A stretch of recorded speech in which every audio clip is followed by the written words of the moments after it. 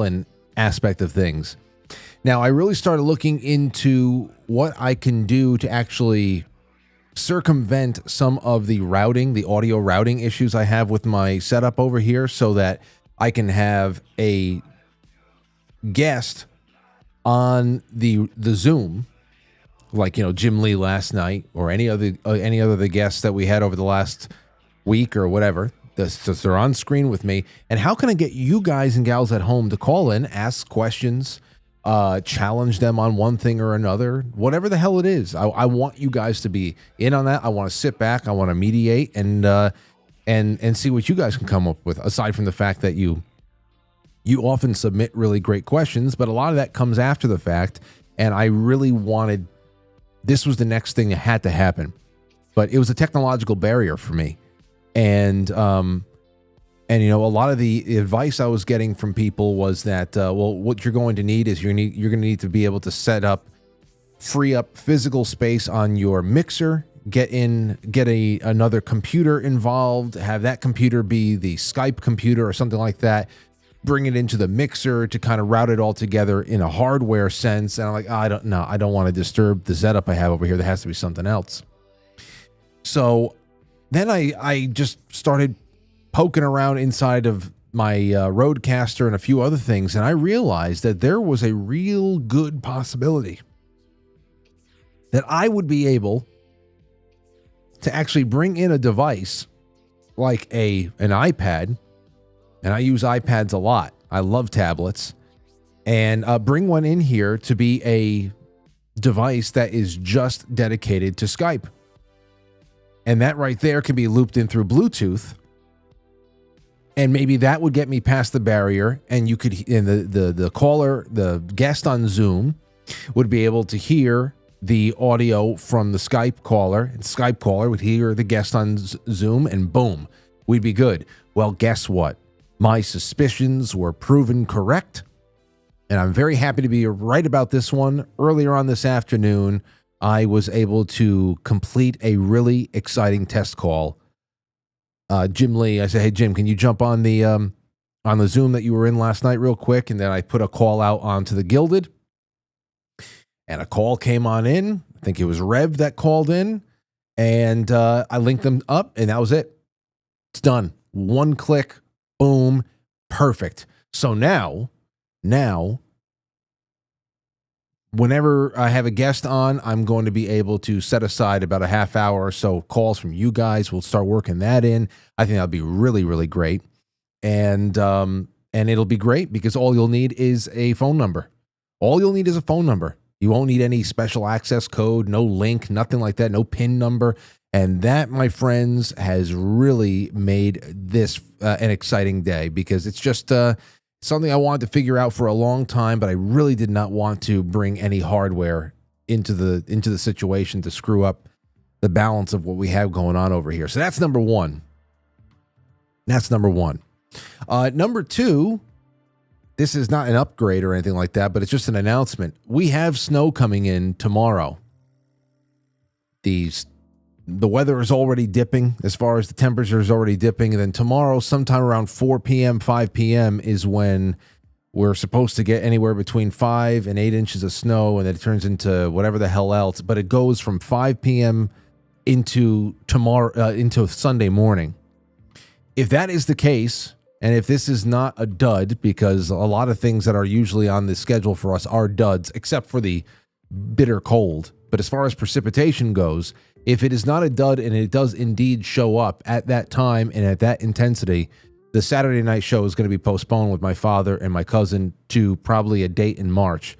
Now, unless something else happens, February 22nd with any number of the guys over here, is still on the schedule. But I didn't even consider the broadcast and everybody having to travel here tomorrow night.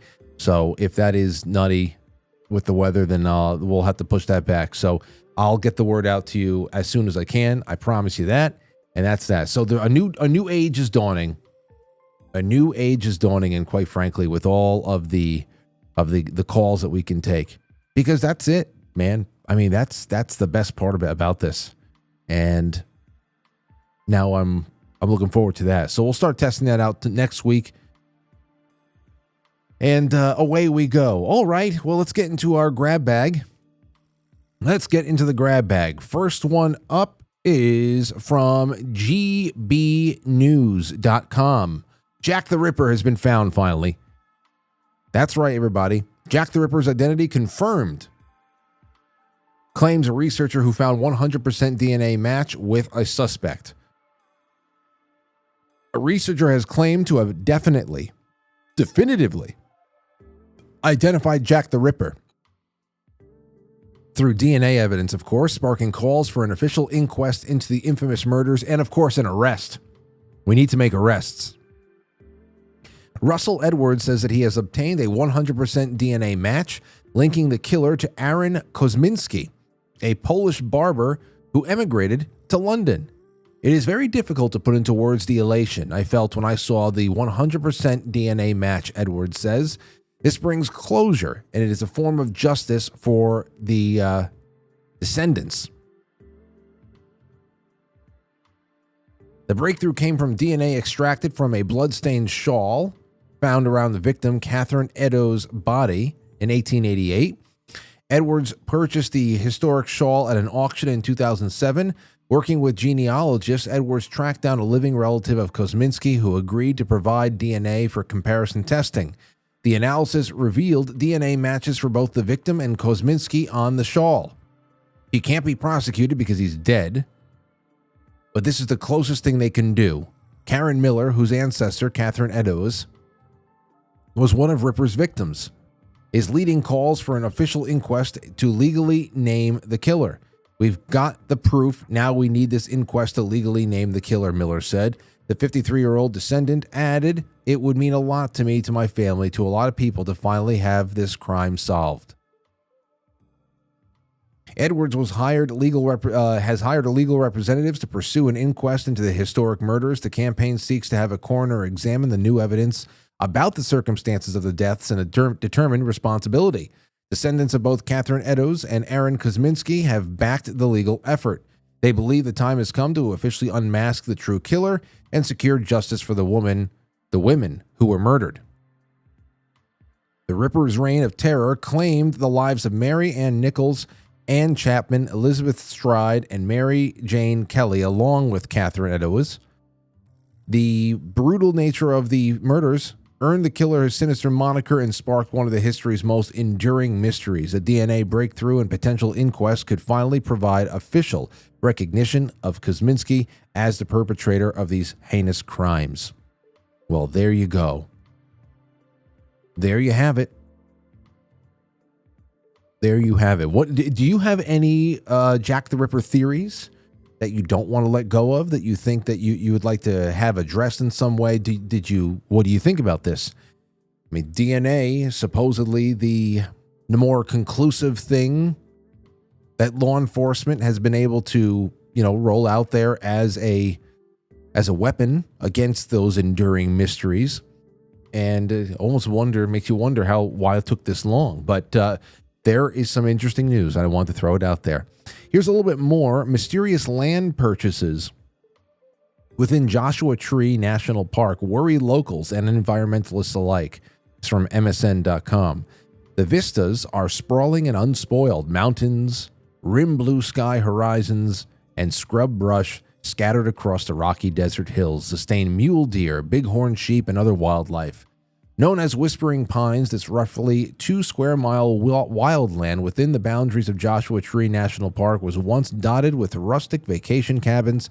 Most are gone now, wiped away by wildfire, floodwaters, or simply the passage of time, making it a quiet refuge within the park. Now, however, a spate of construction activity and lots of sales with links to a Connecticut-based real estate investment firm called Dark Horse Tactical Investments has alarmed nearby residents and environmentalists who worry about how potential development might affect the fragile desert environment.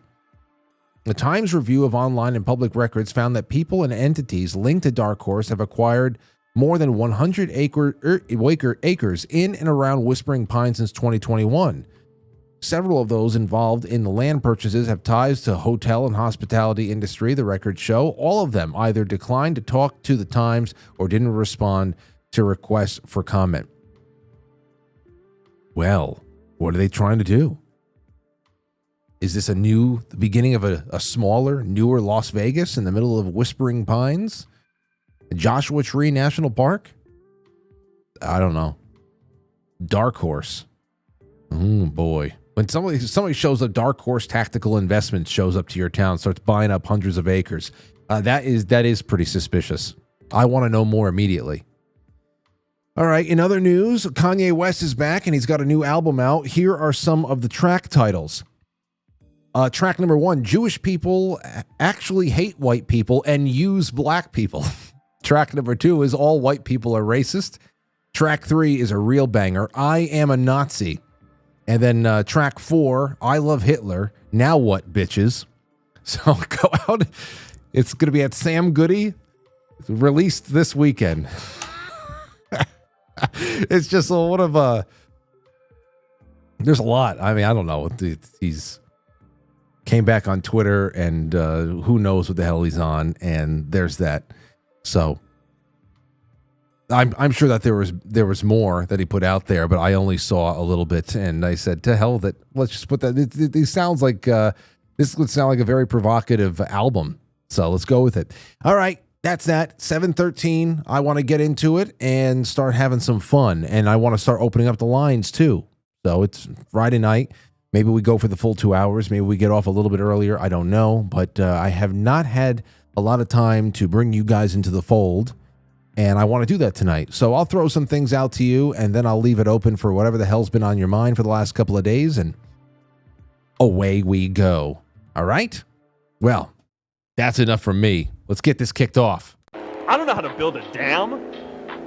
I don't know how to build a dam. I don't know how to build a dam. Pussy.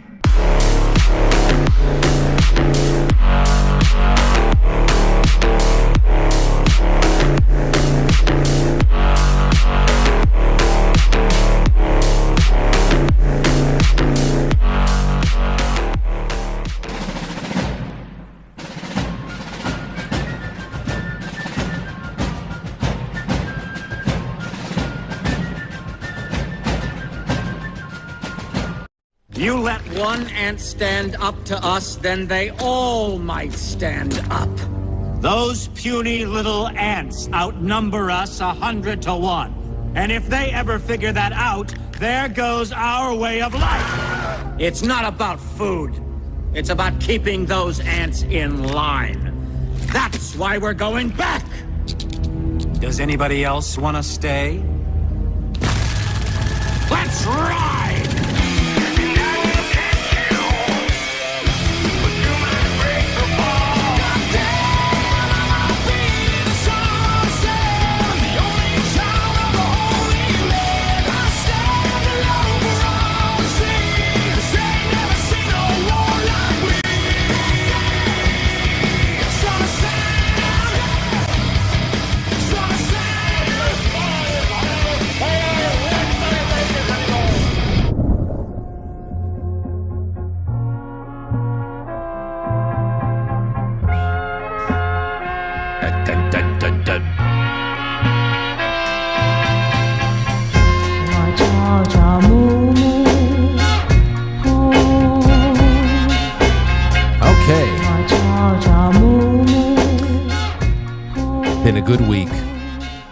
Been a good week. It's been a lot of heavy lifting. A lot of heavy lifting this week, though. You know? And I can't wait until it's really heavy lifting. You know? Because I feel like I haven't had a meaningful day outside. You go outside, you do what you have to do, whatever. But a meaningful day outside. Feel like I haven't had one of those in about a month. You know? Work out inside. Work out a little bit out. You walk until the cold gets to you. The days in the 30s are like a vacation right around now, but it's been blech. Anyway, but on this show, a lot of heavy lifting, sometimes 2, 3 guests an evening. I do want to start off tonight with a little bit of a a plug for myself and the business over here and going forward, and what Lauren and I have created for you guys for the month of February. Just want to put it out there because I was told, Frank, you've got to do this at least 2 times a week for yourself. All right? I said, all right, I'll get over the hump. Well, Monday night, February 17th, it's the inaugural session of the Quite Frankly Film Club. Very excited about it. A lot of fresh things are going to be done with the film club that are going to set itself apart from book club. But anyone who becomes a sponsor, that's anywhere on the sponsor us page on quitefrankly.tv at any level, Lauren and I are making you a movie-themed welcome package that we send right to your home. Movie-themed slap bracelets and keychains and stickers and popcorn bags and a handwritten note, plus sample packs of Keto Brainz. And then on top of that, Keto Brainz has made monthly sponsors a special 20% off reusable promo code, which is nuts. They said, Frank, we've never done this before. And like I said last night, I believe them because that's nuts.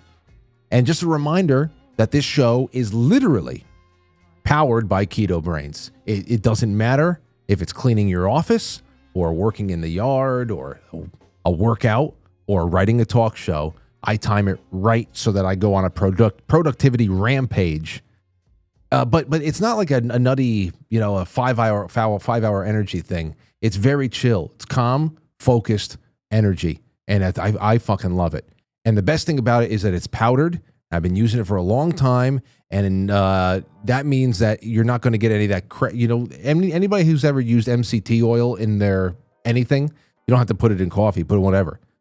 It's an oily mess. So the fact that it is powdered is just so amazing. And I just want to share it with you all. And that's why I've been giving so much away. And if you're a current sponsor and you want to try some, please get in touch with me. I'm paying for it. I'm paying for it, seriously. And I'm sending you all samples. And we're going to be giving some away for all you guys at home too. If you're not a sponsor, there's a promo for you too for 20%. It's in the link below. And enjoy yourself over the weekend. It'll help your DOGE balls, your big balls, sack up. Did you see? This is my favorite thing. This screenshot that was getting around last night, these mean mugging women on CNN. Look at those mean mugging women. The lower third, the Chiron, DOGE teen, known online as Big Balls, now a government expert.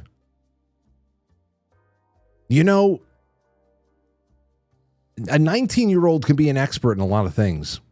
And let's not forget that we send children that age to go fight wars. Okay? So I love how all the women are like, what could he possibly be an expert in? When we're talking about the digital sphere, AI, programming, whatever the hell it is, people younger than 19 are wiping the floor with people who are going on television pretending to be experts. That's number one. All right. That's just from a real standpoint. It's outside of the comic. And again, another incredible victory for the culture. The fact that these mean mugging ladies over here have to talk about somebody named Big Balls, and they continue to use the word Doge unironically. That is such an incredible victory for me, or to me. That's the way I consider it. Just every time these unhip leftist media ninnies have to say Doge, which has been nothing but weird, obscure dog memes and all that other stuff for the last 10 years or so. It's just a small victory, I think, for mankind. And every utterance is hilarious to me. Chuck Schumer, the Doge team has them. And keep saying it. Every time you say it, you make it stronger, you son of a bitch. Anyway, well, there's that. But here, I have a little bit of video for you, a popular 36 seconds that's been going around, and I hope you enjoy it right now. They're talking about Big Balls, who is gaining has gained a lot of fans out there now, as he should. Yes, so this is a 19-year-old high school graduate who has used the unfortunate nickname Big Balls on. It's not. Why is it unfortunate? What are you talking about? line, so that would be one way that we could refer to him. He is now working at Musk's behest inside DOGE. Yes, you better keep calling him Big Balls, too. You better be. Even when you learn his name, I'm sure that. So here they are again, these old, rotting women. These old, look, you could just see the stress lines in her face just deepening. And that's not, I'm talking, that's hatred lines. There's nothing actually really, there are things far, I can't think of things that are more beautiful sometimes than a gracefully aging woman. You just see, she's just becoming more mature. She's going into older age, and you could see she's spent a lot of time smiling, that one in her life. There are some wrinkles that really just tell you a lot about a person, and you say, good for you. You've earned those wrinkles. Well, she's earning these. Those are mean mug wrinkles right there. Anyway, she's putting all of her best efforts into doxing another child, as these people love to do. Let's keep going. Used the unfortunate nickname Big Balls online, so that would be one way that we could refer to him. Right. He is now working at Musk's behest inside DOGE. And a child laborer, you might say. We looked into his background, and so we found several notable things, Aaron, one of which is that this individual has founded multiple companies, including one with another unfortunate name, Tesla.Sexy LLC. She hates her life. Look at that face. She's taking a big breath in, closing her eyes, taking a big breath in. Let me just get through this. What is she going to do? Go home, throw her bag down, kick her shoes off, get into the bathroom, look at herself in the bathroom mirror, start wiping away whatever. She starts washing her face, exfoliating, getting all of her makeup off and all that stuff. And what does she do? Look at herself in the mirror and go, you did good work today, girl. You did good work today, Katie Drummond. You did good. Your ancestors are proud. No, she hates, and she should. I'm so happy. I'm so happy that these people have nothing to do now but to report on what we do. That's it. They used to be the ones setting the narrative, and now they are finally on the defensive, doubled back, have nothing else to do but to report on and to screech about people whose monikers are Big Balls. They're talking about Big Balls and DOGE. Oh my gosh. Listen, just soak it up while we have it. Who knows what tomorrow brings? But tonight, bring this feeling into the weekend, please. Which he established in 2021. He would have been around 16 years old. Now, this LLC controls dozens of web domains. Okay. So I'm sure she'll get to the bottom of that because she's a very, very important woman. And what do you have? All right. So now there is one thing here I saw. I guess it's an X post, a Twitter post by a guy named Justin Murphy. And I saw Elon Musk had tweeted this out, retweeted it. And it is, well, I can't put it any better than this. I just want to read it to you. It's about what has been uncovered, USAID, which of course it is really one of those gigantic epicenters of crazy and the grift. We're not getting close to the full story, but listen to this. It explains exactly the biggest reaction. And I'm not talking about just the everyday person reaction. There's a lot of very unfortunate people out there who are bottom feeding. They have no real stake in they're everyday people like you and I. But they have been so woefully uneducated and manipulated into going to bat for their enslavers. And they think that there's something that they're actually getting out of this system. Today, I had multiple people wish death upon me because I took a fiscal and constitutional position on why I hope that the Department of Education is in its last days. Okay? These are people who they have been groomed into having inhuman reaction. They're not humans. They're missing pieces. All right? Now, those are the most unfortunate lot because they have absolutely nothing to gain and also nothing to lose because federal education has already done the worst job they could to them. Look at them. All right. That's what's happening. When you centralize education in any way, shape, or form, you create people who really just grow up to generationally. It's Stockholm syndrome. And somebody takes it all away and you believe that education is going to get what? Anyway. But the people who do have something to lose are those who are in the political class, those above them, the NGOs, those below them, the influencer levels in the media, and whatever. And that, of course, that's where we see all this money is popping up. And it makes a lot of sense because these are very, very unattractive people. And you wonder, how is it, even with George Soros's money, how is it that the pockets are so deep? Well, because it's coming from us. It's coming from us and our central bank. That's where it's coming from. Because, I mean, there's got to be a point somewhere along the way that you figure, you know what, let's take this protest season off for a little bit because I'm running out of funds. I can't send any more pallets of bricks to Seattle unless we start making some gains in the Electoral College and anything like that. Anyway, this really focuses in on what Justin Murphy calls, and very rightfully so, the professional managerial class. Here's what he says. Elon is doing applied political science. He has a hypothesis, and then he bet on it. And in being correct, we are learning empirically the professional managerial class has perfected a system of moral blackmail through which they convert third world suffering into personal wealth and status. I love that line in particular. They position themselves as noble humanitarian experts with PhDs who care deeply about things like global poverty to justify their own sinecures extracted from the national purse. These credentialed do-gooders wield the threat of African deaths as a shield against any questioning of their privileges.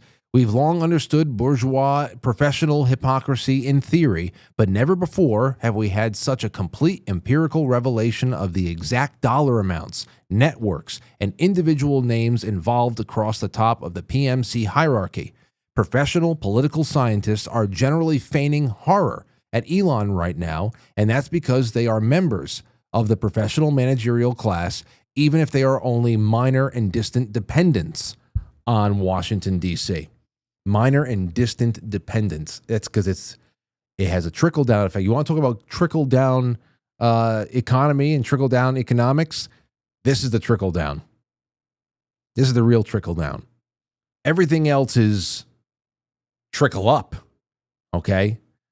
That's what it should be. This is the real trickle-down right here. They steal from people who are actually making, and then they just reward everybody out there who is on for the grand mission.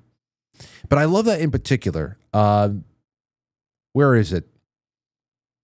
The professional managerial class has perfected a system of moral blackmail through which they convert third world suffering into personal wealth and status. And isn't that just, you can see that all over the place. It's victim mentality. How do you weaponize victimhood? What is all of the fighting and all of the issues down at the border really about?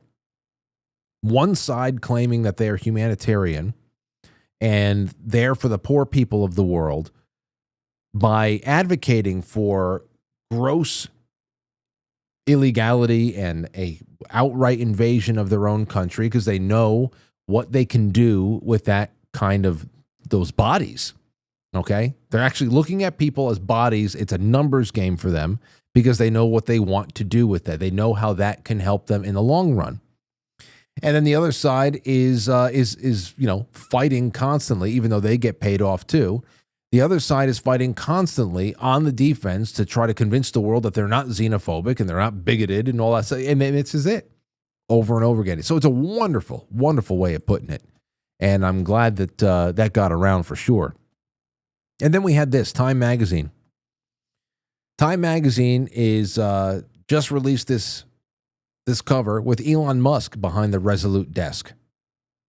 Elon Musk, it's not It's not Donald Trump. So this is, again, their position, the co-presidency thing. And again, I already said everything I needed to say last night about Joe Biden, how just a couple of months ago now, everybody but Joe Biden was the president of the United States, and they said nothing. But there's something else here. Tonight, what is it tonight? Let me see here. Yeah, tonight on the After Hours program, I told John Carroll, you got to get this in there. It's a Sean Ryan, that guy Sean Ryan did an interview with this girl named Lindy Lee.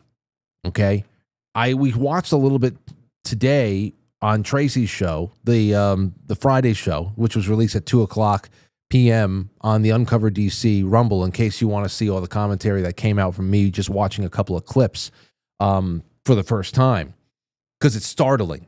It really is. So Sean Ryan, the guy with the podcast that got a lot of attention from the Cybertruck bomber that was 10 years ago in January, he interviewed Lindy Lee. She was, I guess she worked at the Biden White House, a Democrat, who knows everybody there, and just dumps everything on the table. When I say everything, listen, you and I, everybody that watches this show essentially knows what was going on the last 4 years. We can read body language. We knew what shape Biden was in, especially if any of us had ever taken care of a elderly family member who was slipping into senility. We know what that was about. Okay. It actually made it kind of bittersweet. And, it's just, I almost wish that he would have stayed clear-minded and just as much of a bastard as he was that he spent the rest of his life. It was just kind of, I don't know. Either way, you recognize that. You knew that he wasn't the president at any time there because this was already evident in 2020. But to get the details on how right we all were, coming from a Democrat who was there in the White House talking with these people, who has personal relationships with these people, the details are startling still. Startling. She essentially says, and you can watch it, it's like an hour and 45 minutes. But God knows what else is in there, because just the 5 minutes that Tracy and I watched were just incredible. But that Hunter and Jill Biden were essentially acting as president because Joe was just out to lunch. Hunter Biden sitting in on top secret meetings and all that stuff, and he has no security clearance. He was all up in there. And Jill Biden, it makes a lot of sense too, because she was talking about how Jill Biden was essentially the president for a good amount of time, especially in that June area around the time that he debated Donald Trump. It was really bad. And then all of a sudden she started dragging him around to public appearances and like talking him up as if he was a first grader and screaming with him and just taking control of the whole thing. That's when I saw Jill Biden for the first time, a lot. And as I told Tracy today, you go through life and you see presidents come and go and their first ladies, and they all in one way or another just kind of seem to take on the personality of a wallflower. They're there, they're window dressing. They are able to pick out, they pick out all the Christmas decorations at the White House. They're doing little tiny things. They're going to children's hospitals and they're picking out all the floral arrangements in the rose garden, stuff like that. And every once in a while you start seeing what kind of a person you're dealing with. Obviously, we got to know exactly who Hillary Clinton was, kind of a monster she was. We know a little bit more and more about Michelle Obama every couple of months. And then there is also Jill Biden, who did have a little bit of a wallflower appearance to her until June, when she started screaming, holding on to Joe. He's fucking out of his mind. And she's so desperate, along with whoever the hell's in that immediate inner circle Joe Biden staff, that are really, really trying to latch on to this guy, even though he would have been, as Lindy Lee said, comatose by the time he was 86. The fact that they were so desperate of keeping that kind of connection, that kind of leeching relationship to the Biden name and that brand, they are so desperate to keeping that intact that they were trying to push this demented guy over the edge with another election, is she's a monster. Jill Biden is a monster. Wallflower, absolutely not. What a monstrous person to do that, especially to somebody that's supposedly your husband. And who knows, these political marriages and all that shit, they're probably all marriages of convenience and all that stuff. But you got to watch this. You just got to. So that's why I'm saying, like, look at the Time Magazine article, and there's Elon Musk sitting there because his advice, his counsel, his volunteer work with the administration is pissing a lot of people off. I mean, even our side is wondering, to what end is this guy trustworthy, and are we about to get bitten in the ass, and what is he getting in return? Is this really just all about trying to preserve the country and save it? Because I'd love for somebody to be motivated by that and that alone.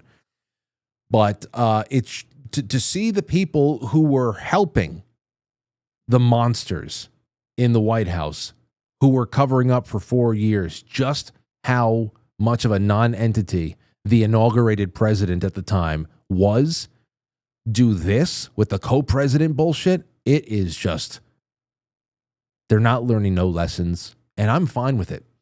I'm fine with it because they're not winning anybody over. Absolutely not. So you got to watch that later on. Oh, the other thing that was really crazy is this, that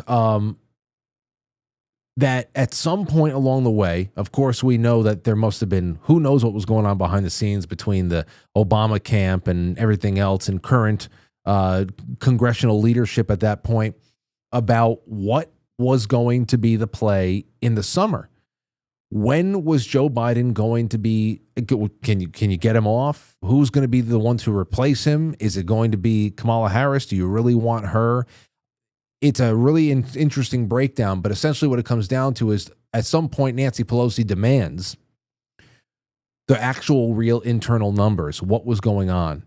And the people who were just so hell-bent on riding Joe Biden into the stable one more time for a second term, they were concealing numbers that were so horrific that they were projecting, the internals, Democrat internals, were projecting that Donald Trump, if he were to have faced Joe Biden, would have won the election with an excess of probably 400 electoral college votes. So in actuality, for as bad as Kamala Harris did, she did better than Joe Biden. And you'd expect it.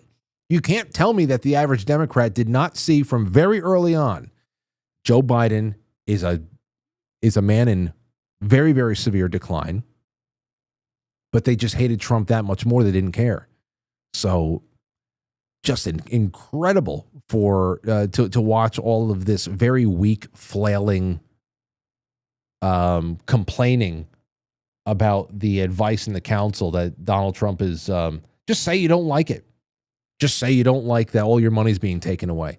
But stop with this co-presidency thing, please. Incredible. All right, on with that. Where do I got? What else we have here? Oh, I saw Trump has a new lady faith leader, and she's speaking in tongues. Here's a little question I have for you guys. Here, watch this for a second. For I hear victory, victory, victory, victory in the corridors of heaven. In the corridors of heaven, victory, victory, victory, victory, victory, victory, victory. For angels are being released right now. Angels are being dispatched right now. Hamanda aka ata raka teda baka sanda ata ambo osa kata rite eke banda ata rike didi ash. Now listen, I understand sometimes the spirit just fills you. But what do you guys... Speaking in tongues, what are your opinions on that? Because I'm sorry, when I see people speaking in tongues, it looks so fake to me. Like I know these people practice in bathroom mirror. She practices in a bathroom mirror. I just feel like this is something that someone like her would have a certain sound pattern that she goes to regularly and just starts saying it. And the pastors especially, because they have to deliver the main performance there.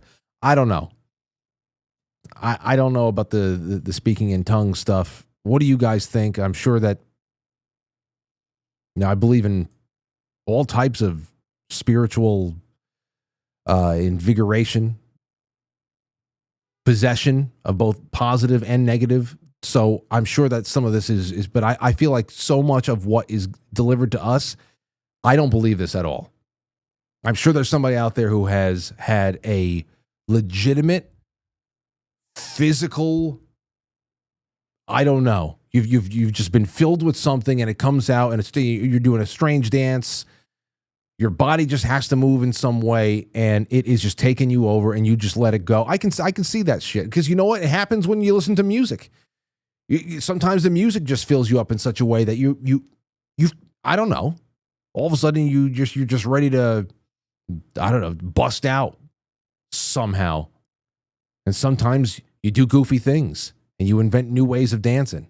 You know, think about people who go to a punk show and start skanking all over the place. So, but when I see this in particular, do you think that she's really speaking a holy language? This in particular, this showing, I just want to know what you think about that. And then I have more I'd like to do with you guys. Let me see, because I'm going to open up the lines now, and then I want to just chill out. It's Friday night. You bring whatever you have. Here's another thing I have for you, too.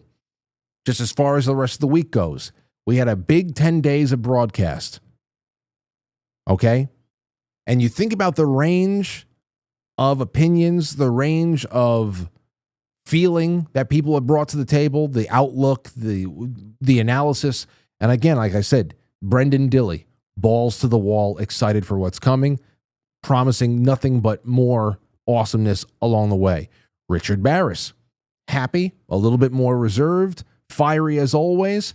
Zach Voorhees, a little bit more gloomy view on what Stargate means for the world, AI, long-term.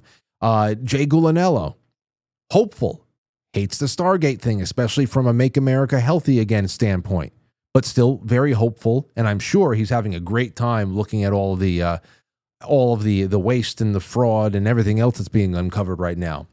Then you have Ryan Gable, who I would have to imagine, I don't know how I can sum that show up as anything other than not hopeful at all.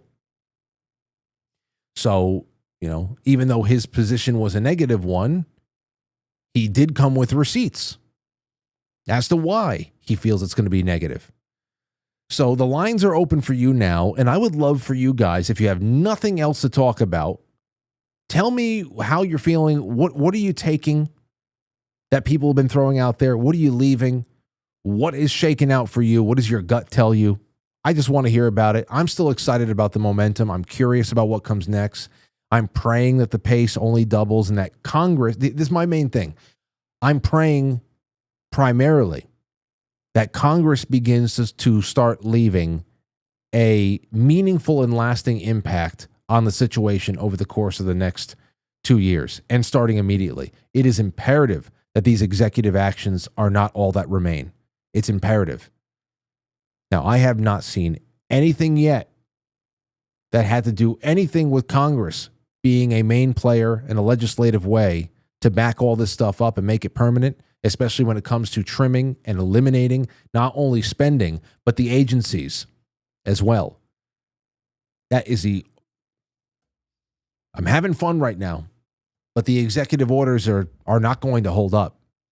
So just bringing that up. Let's go to John in Connecticut. What's going on? Hey, is this Frank? It is. Who's this? Just kidding. I got my shit off, but I think me and Matt and King are going to go balls to the wall. All right. Because, oh, man, you got to support a team big balls. I don't know, man. How are your balls? How are my balls? Yeah, have you sun your balls lately? My balls are like on fire. I need a hand truck and shit. I mean, I don't know. A hand truck. Well, you know, I they don't feel bad, so there's that. Hey, what do you hate about the TSA? Oh, them fondling my balls. I mean, I don't know. They said it on CNN, and then MSDNC, they spelled it out. I mean, come on. What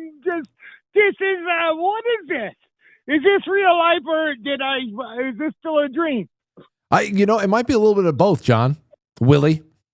All right, well, big balls lives matter, okay? Big balls lives matter. Oh. I had this problem when I was a kid, and it was called a hydrocele hernia, right? And my balls were like, it was a thing.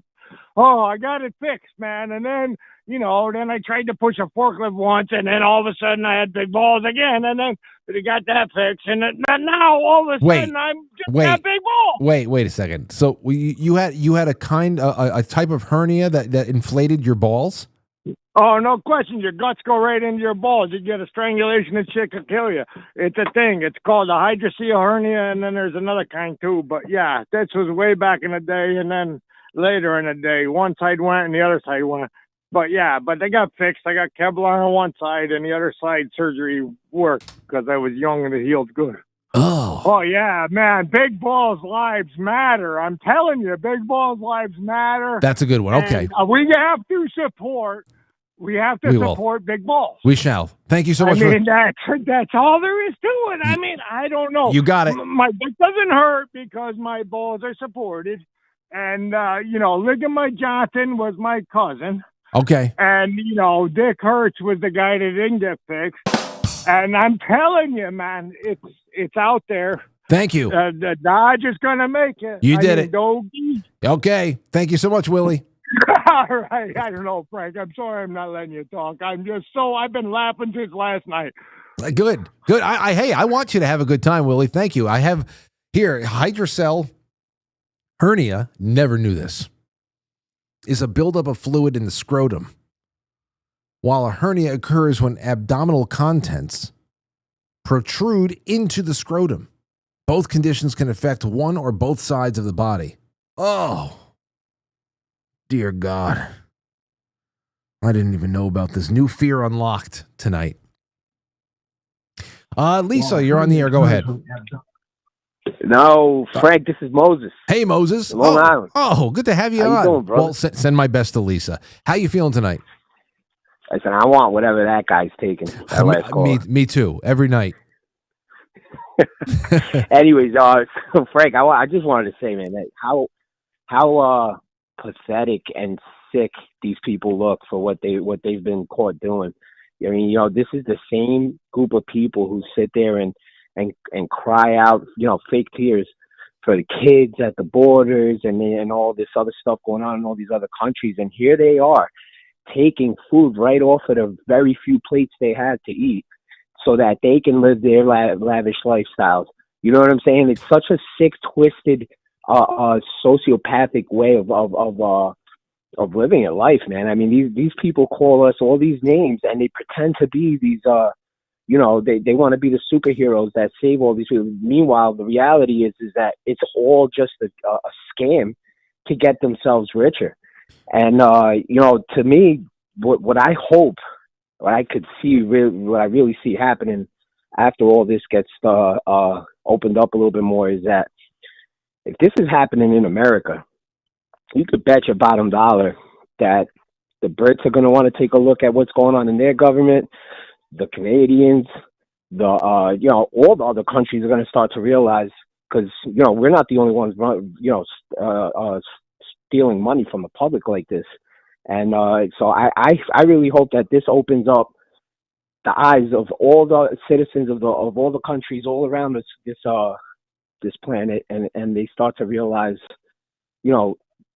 these people could have actually made a difference if they you ever heard the saying like steal but not so much, you know what I'm saying? Yeah. And I feel like, they could have actually maybe done something with this if they actually had used the money to help the people and then like steal half of it. And we all would have been like, okay, you know what else could you expect? But you see the statistics. I've heard things like 10%, even less than that, going to the actual causes. I mean, these people are really depraved, man. Well, number one, they act as if, and especially when they feel, whenever they feel the pressure building for them. And right now, I don't know how they can be comfortable at all, because everything that is being cut is not like, a little bit too much was going here, a little bit too much was going there. Their skirt is being pulled up right now. Elizabeth Warren and all of her friends and all of their partners and colleagues, their skirts are being pulled up, their pants are being pulled down. This is their so-called party. It's not a party. It's a leech. I don't even know what the host, I know what the host is. We are the host. The parasite is the government. The government has been completely taken over, like one of the, when you see one of those those ants that get taken over by the cordyceps. What is it? The fungus, and they're walking around with the fungus coming out of their skull, and it's almost like being taken over like a body. That's the government. Yep. And then on top of that fungal zombie are the RNC and the DNC, who are suckling on the already dead zombie milk. And this is exactly what this all is. I mean, it's nuts. So they like to act as if. They're getting very loud right now, because if they weren't loud, they would have even more people calmly looking into them. So they're trying to at least create a fight amongst people, so everybody gets entrenched in their positions, and they have some human shield in front of them, at least in the public opinion court. But outside of that, you had said, imagine if people start looking into what the spending is really like over there in Britain or anywhere else.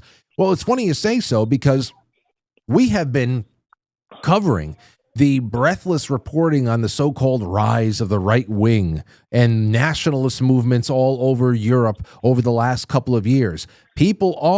The whole thing here is that governments want to act as if what is going on in the United States is some sort of an aberration, and they want to make sure to try to play it cool so that less and less people know what's going on. And here's the big thing.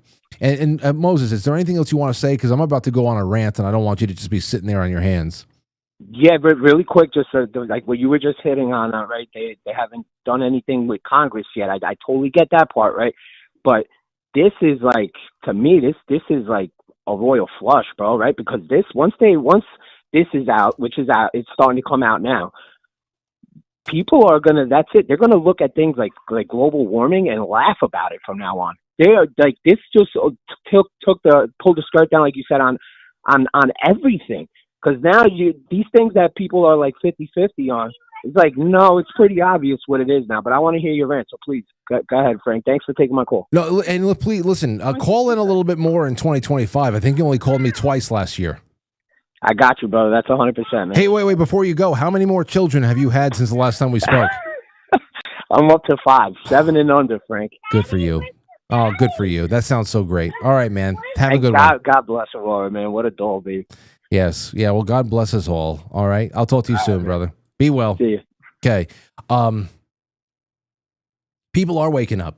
This is the whole thing about this, is that when we cover those nights that we jump into European news and they're talking about what's going on with German, with the AfD, and then in Italy or Spain or anywhere else, all throughout the Norwegian area over there, and you start seeing these things, these movements that are not far right-wing movements, whatever the hell that. I know what far right-wing is. It's, you're going toward libertarianism, you're going toward anarcho-capitalism, you're going toward stateless societies, not centralized societies. So we know what the actual scale of all that is. But when it comes to media terms, we are fed, there is a far right-wing movement. It's very scary.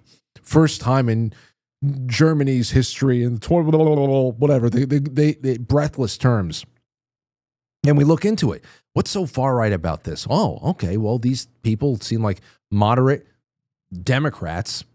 They seem like moderate American Democrats who have a lot more of a reasonable intent to manage illegal immigration and manage inflation, and who has access to welfare and all that stuff.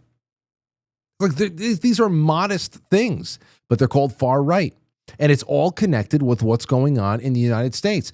Everybody is trying to gaslight the public into thinking that these very healthy reactions to tyrannical action and to tyrannical disassembling kinds of movements that are going on inside of all of these ethno-states, especially in Europe. Those are ethnic Germans. Those are ethnic French. Those are ethnic Italians. We have a little bit of a different thing over here. But they want everybody to think that what is a natural and healthy response to being destroyed from the inside, instead of having an invading army come on in, is some kind of a right-wing Hitler-esque kind of thing that needs to be rejected immediately. That is not taking hold anymore. And, you know, so when you talk about the British government, I wonder if they're ever going to look into their own spending and all that stuff. They want to pretend like what's happening in the United States is not happening, because they're trying very, very hard into gaslighting their own people into staying inside their homes and allowing the rape of their culture and their economy to continue. That's just really what it is. And now that we are in a very, very unique position over here where we have upset the entire apple cart, where now Donald Trump is back in, and at least these things that are going on with DOGE is in our best interests. It is shining a sanitizing light on this whole thing. The fact that we are watching this all happen, and we are seeing that we are not only propping up our own dead, gaslighting, useless media, but we are also assisting European media as well, which makes total sense because they all work together. They all give the same kind of message. They are trying to gaslight the world into staying in their little bug protein pod mindset. They want to keep people in that mindset. They're suppressing it.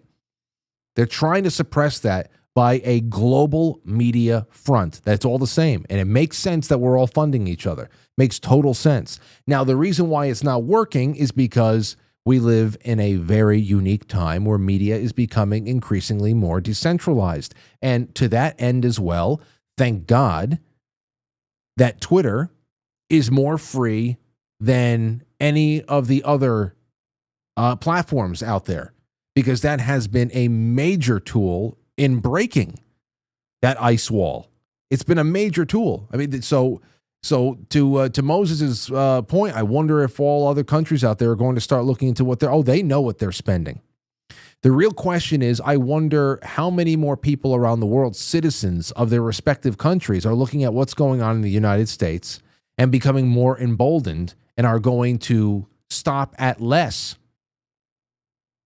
and less to be able to get what we have going on over here.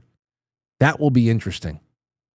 It will also be interesting as to what we are going to do going into the midterms, because where we just bared witness to a really incredible election night ground game out there that kept a lot of things that were there in 2020 off the table. The one thing we didn't have was a friendly DOJ, FBI. We didn't have that. Going into 2022, not only are we going to have the very same ground game, we're also going to have, hopefully, a friendly and totally pro-American invested DOJ and FBI who is going to be looking for stuff, looking for people, looking to fuck around. If that's the case, I would really like to see what happens in the midterms, because historically the incumbent usually gets shellacked and loses the House or something like that. Now Donald Trump was able to actually hold Democrats to a mediocre midterm in 2018, but still, this is, like I said in my opening of this whole segment when I opened up the lines. The one thing I'm praying for is that Congress gets its ass into gear and starts making a lot of the cleanup work that is starting to happen right now permanent. When I say permanent, I mean entirely eliminated agencies and bureaus. Entirely eliminated. It's the only way. It can't be executive action. And if we have so many traitors in our midst, especially in the Republican Party in the very slim majority that they have, I wonder what they're going to be able to get done, how well they're going to be able to whip votes with a slim majority in the House and the Senate, with so many traitors in there. So what's going to be able to get done in 2 years that are critically important, because you cannot gamble on, well, hopefully we'll be able to get all the rhinos out in 2026, and then for 27 and 28 we will have a nice pro-American, solid majority that we can do all the best. I'd like to see it grow and then do even more in the last 2 years, but these first 2 years are critical. So that's what I'm thinking of. That's what I continue to think about. But as far as Moses goes, expanding this out to an international view, those are some thoughts I got. All right, it's 8:02. Really quick break for intermission. We come back. I seriously don't have anything else in the second half except your calls. It's Friday. I want to do, it's been a while. So keep calling in, 914-200-0269. You can bring anything you want to the table. And let's do that. Be right back.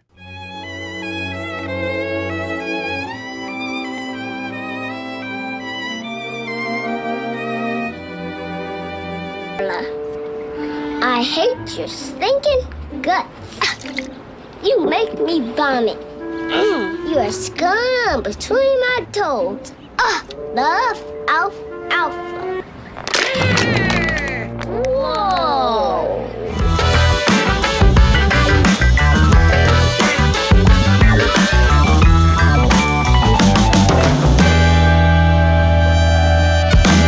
Quite frankly, he's amazing.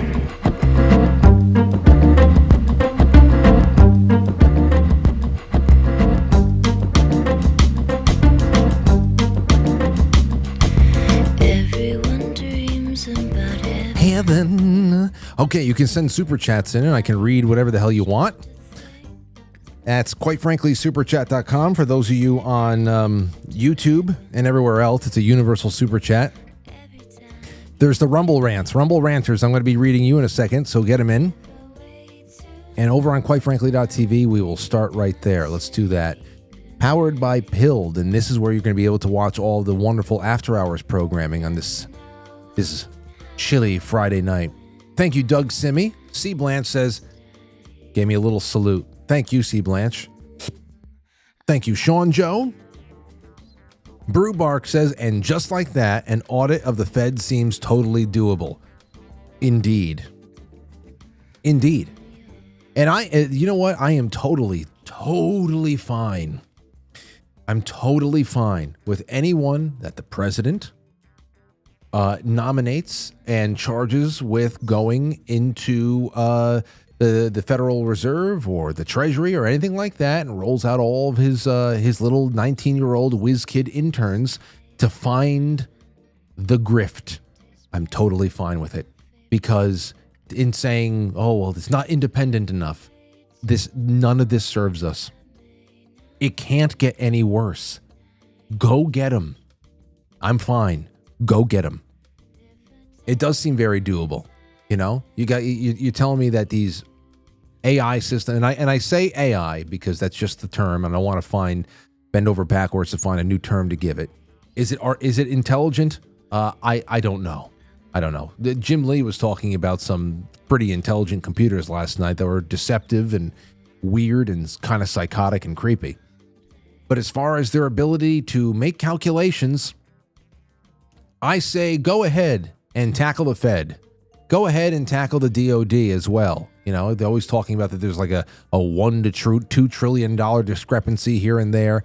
Oh man, please let's just see I would love to just see it all. I would love to. If they have employed AI tools over at the IRS that is scanning through everything to make sure that every decimal point is correct and that every penny is paid. The fact that I was charged $18, I got a bill from the IRS. You tell me that wasn't AI based? That a couple of months ago, I got a bill from the IRS for $18 from 2018 that I owed them. I owed them $18 from 2018. You're telling me that they had some intern going through there, or was it just some program that was crawling over everything? That's fine. Yeah. We should be okay with that. But it's a complete nightmare situation that we can't handle if Elon Musk goes in there with a couple of interns and starts finding out where the hell all of our money is going. Tennessee TCB says, don't forget what happened the next day, the last time money was missing from the Pentagon. Yeah, I know. We're still missing that money. All right, let's take a call. 309. Is this Daniel? Yeah, no kidding. Holy crap. Awesome. I just, how you doing, Frank? I'm doing well. It's great to have you on. I just wanted to put my 2 cents in and say I love what Trump's doing. He is the second time I ever voted in my entire life. The first one was George Bush. Real sad story. Yeah. But since then, Trump, what he's been doing has just been like a sit back and watch. And I freaking love it, man. It is amazing. I don't have, well, there's probably some things I could say that might, but anywho, just, yeah, I love what he's doing. I'm just in a sit back, reclining position, popcorn in hands, and letting see how it unravels because I'm loving all of it. Well, I'm happy. I'm happy you're having a good time, and I want to hear. I want to hear people who are satisfied, just like you. People who are on the fence. People who are, I don't know, just seeing it all over the place. And days like today, I've had quite a few. I've had more chuckles than I had cringes, and that's all I care about. Every day, what is the ratio from chuckle to cringe? And if I just chuckle, if it's in the positive, I just keep me in the black, please. Absolutely. Hey, real quick, I'm a proud sponsor of you getting a Ford Bronco. I had an opportunity to get an OJ Ford Bronco. It was white. It was a 92 or something. But as far as the engine goes, if you ever get a chance, look for the 351 Windsor. And that's it. Okay. Well, thank you so much. Yeah, no problem. Yeah, thank you, Daniel. I'm always keeping my eyes open for something within that 1986 to 1988 range. And I think I found something, to be honest. I think I found something. And it's whatever the hell it is, it would be a project. It'd be a heap because whatever I'm driving as a secondary car now would go toward that. It would have to almost be a wash because there's going to be things that have to be done over time. We're talking about 40-year-old everything. So, but yeah, I like that. I like that idea, and I'm going to keep an eye out. Thank you so much. So 914-200-0269. I'm going to put that out there. All right, let's take a call. 561, you're on the air. Go ahead. Hey, I'm just very happy to be on here. Hi, how are you? I'm doing well. How you feeling tonight? I'm feeling good. I'm so happy that Trump's in charge. I was just hoping that Elon and the DOGE can go against Planned Parenthood and completely defund them because they are completely ridiculous. Well, taking our taxpayer money and just trying to kill all of our babies. Well, I'll tell you this. Again, that's something that we're not going to have a lot of fun just doing this for 4 years and then having, some stroke of bad luck or something else come in and reverse it all with another couple of months of their own executive orders, and then everything and all the rats are back in the colony, and that's it. So but they don't really help women though. It's ridiculous. I mean, I can't tell you. I'm a woman, 100%, and I've had issues that I needed help with without insurance, and I've called them to see if they would help me with those issues, but they won't. They don't help me with anything. If I wanted to have an abortion, then absolutely they would help me, but nothing else. I can't get an mammogram. I can't get IUD that's perforating my uterus. No, I can't have that removed because they don't do that. But they can remove a whole human. Well, to your point, it's very easy to see which side of things that they err. Are they? Mm-hmm. Is it a life at all cost, or is it a let's just get rid of this at all costs? And you can tell where it all lines. And then again, there is the big thing. Now, I appreciate your call here because it actually does go back to what we were saying the other night with Ryan Gable. One of the things that I think was most well received is that You can't legislate culture to be healthy. You cannot legislate or even executive order people into living more moral, virtuous lives. Because as you can see, with the money that is being dug up right now, where is it all really going? You're giving your millions of dollars. Some of it is being used exactly as intended. They want some kind of a gender bending theater program funded in some Southeast Asian island somewhere. I'm pretty sure that somebody is, somewhere, God knows where, in French Polynesia. It's not French anymore, is it?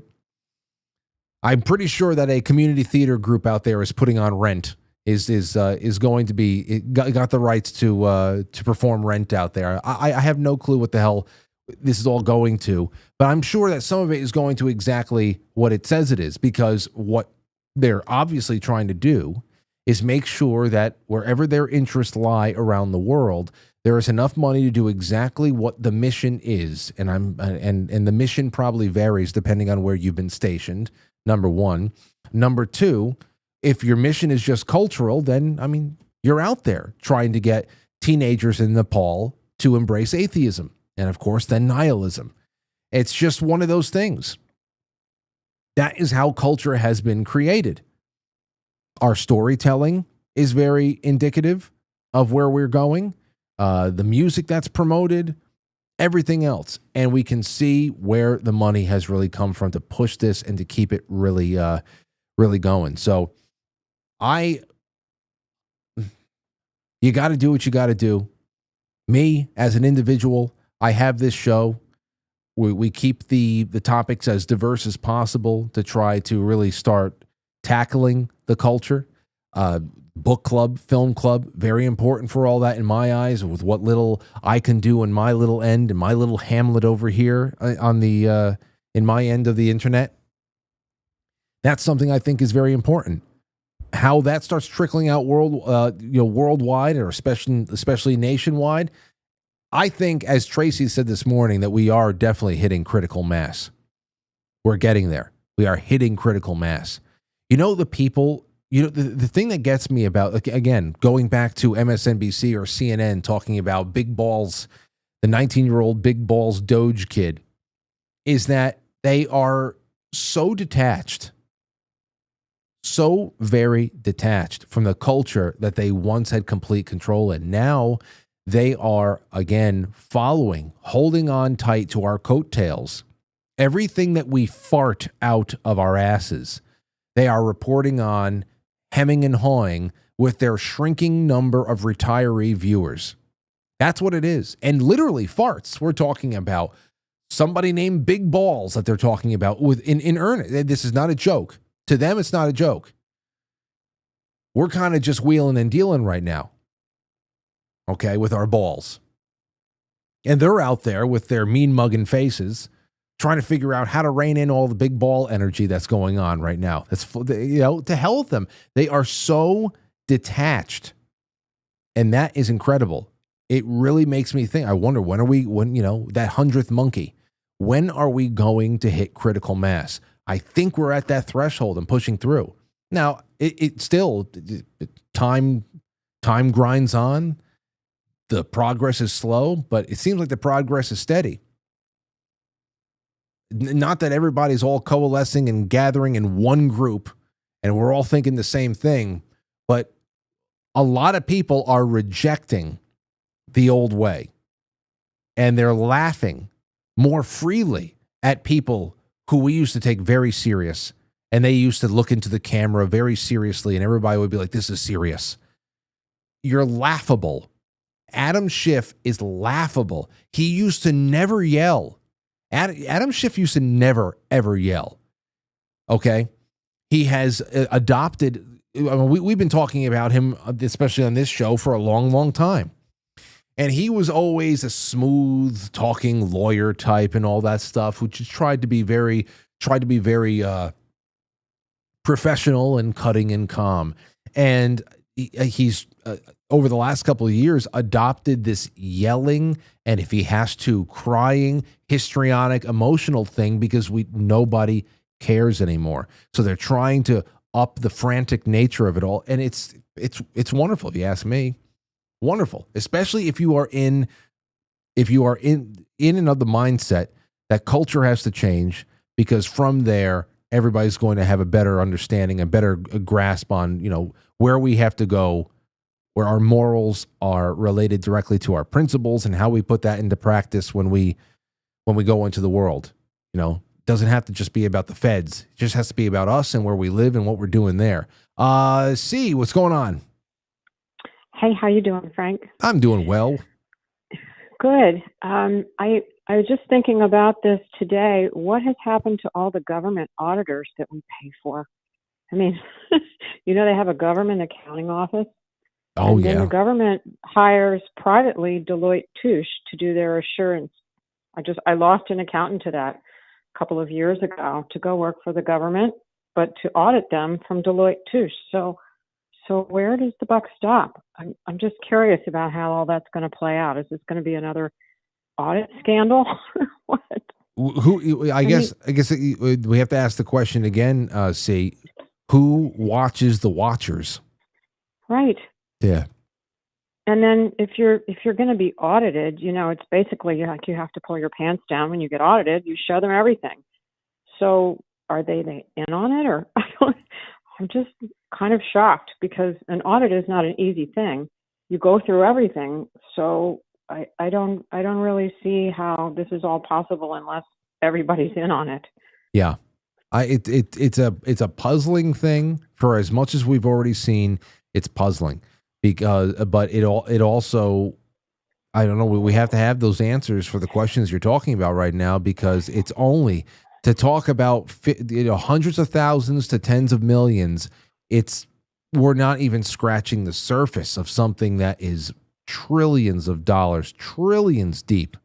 And it's nuts, because not only stuff that has been spent and is spent constantly, but it's, as we have talked about many times in the past, it's the stuff that has been pledged to be spent. The unfunded liabilities. The unfunded liabilities are in the hundreds of trillions. It's serious stuff. I think what we could have done, we could have fed everybody that was hungry in this country. We probably could have cured cancer, which has probably been already cured. We could have sent every kid to college for free.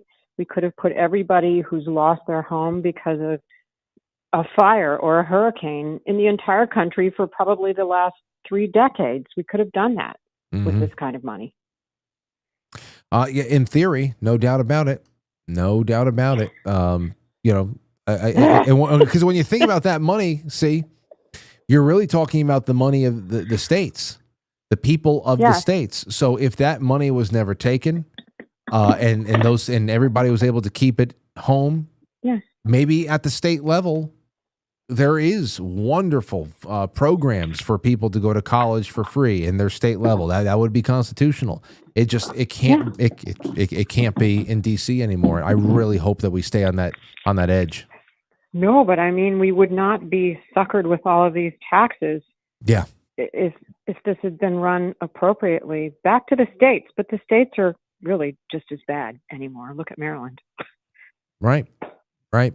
Well, it's good to hear from you. I hope everything is well by you, and I hope you're staying warm. Everything's great. Good. Great, and waiting for snow. So have a good night. Let's go. Oh, it's coming your way too? Yeah, I think we're going to get a couple inches tomorrow, so I'm super happy. All right. So then maybe that's what's passing by you coming my way. We'll see. Enjoy yourself. Right. You too. Bye. Take care. All right. Let's go to Georgia, 404. Go ahead. Hey, this is Amanda. Hello. Hi. You had mentioned earlier something about executive orders and what good they are. Is that right?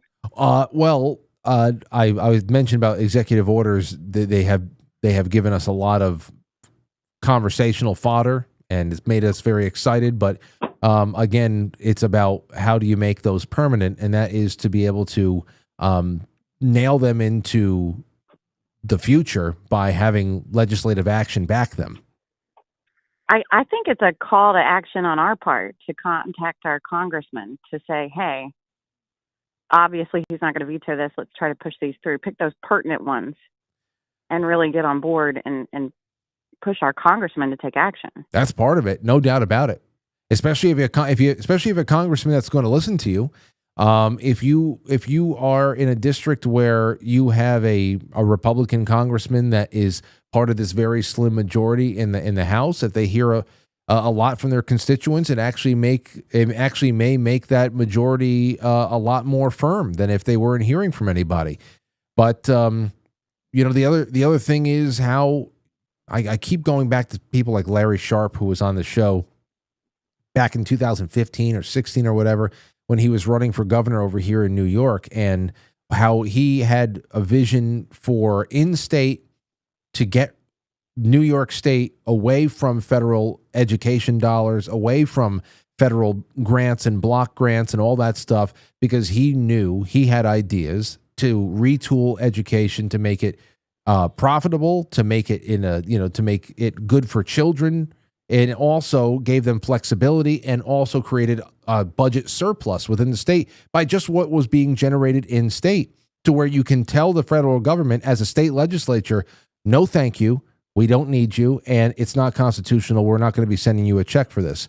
So it is great to think about, okay, well, how can we apply the pressure to those who are part of this congressional majority to do something while they're in there? But it is also incumbent upon ourselves to try to make inroads with our state government to start taking away responsibilities that were illegally surrendered to the federal government in the first place. That has to start happening. I agree. Yeah. I think Trump he signs these executive orders and as like an advertisement, as a push, as a cheer to go do those things. Yeah. To push your congressman, to push your state people, your governors.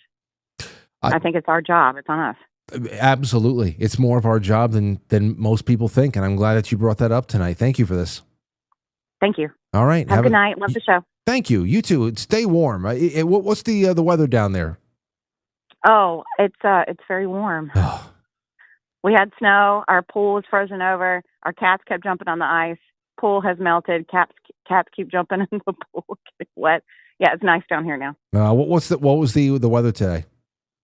High of 65. Oh, or 70. jeez. My God, that's nice. That's essentially tanning weather compared to what we're having. I bet. I'm so sorry. It's all right. It just happens. It happens and it goes away. Thanks for the call. Thank you. All Bye. Right. See ya. Yes. Okay. Over on Rumble, Hey, Would You Below Me says this is just the beginning, the exposure phase. Wait till the people find out who's been profiting on all the scams. Red Cross, NASA, and the military industrial complex are going to be fun. Hey, we were talking about the NOAA last night. You want to talk about big balls and DOGE's, young team of crack shots? Please, I would love for someone like Jim Lee to go over there and just start snooping around. Got a lot of friends of this show that I would love to see be put into official, acting in official capacity. It'd be incredible. Really would be. Chris Ann Hall would be awesome. Jay Semo says, great show, great week. Have a great weekend. Well, Jay, you're the man. Thank you. Hey, Would You Blow Me? Again, says, I'm into 300-pound black Jewish transsexual midgets performing donkey shows types of... I don't know why you're making me say this, but we're going to stop right there. Jeez. Do you like this show? Do you want it to survive on as many places as possible? I'm not going to, I won't say anything for $2 to $5, my friends. What the hell do you think this is? Anyway, let's keep going. 914-200-0269. Here's a call from New York. What's going on, 646? Hey, Frank, it's Larry in Brooklyn. How you doing? Larry, welcome back. How's Brooklyn feeling ever since the inauguration? It's cold, and we still have problems in the subways, and we have, it's New York City, man. I mean, what else can you say about it? We're kind of right here in the middle of all the action, And yeah, everybody's this subject is really, really fun. The awakening is going to mean something different to everybody. Yeah. There's going to be people that are awakening into politics. They're going to be awakening what happened to their money. They're going to be awakening into their cosmology. They're going to be awakening into strange things flying through the skies that may be ours or may not be ours. You know, there's a lot of stuff that's going to happen. And I was just talking to my gal Nico, and she's like, look, this is not this. The floodgates are almost open. We're at pre-dawn. You can see the illumination coming over the sky, but the floodgates haven't fully opened yet. We can see the signs. That's exciting. The big orange guy, he's still got some red flags with me. So I'm watching that with a keen eye, because we talked about it 2 months ago, and I was like, look, we can now do a litmus test against him versus his last term, and we can actually compare real items, real line items, and see, is this happening? Is this happening? Is this happening? You know, like I said, I'm all about making this place where we live a lot better. And if that's what his real intentions are, then I'm behind the guy. Lots of red flags, though, man. Just some red flags in there. Not to be totally Debbie Downer or anything. Oh, hey, listen, you couldn't have gotten more down than we did on Wednesday. So that yeah, it's just I want to hear everything. I want to see what people are going, because you know what, it can't be as bad. Maybe it's worse, but I don't think so. There's I can't keep my head in that space, because then you know solutions start shrinking up, and I'd rather be in a proactive zone where we're doing things, we're seeing what works, we're seeing things that aren't working, and that's it. Let the movers and shakers do their moving and shaking. We have to do our own moving and shaking. And yes.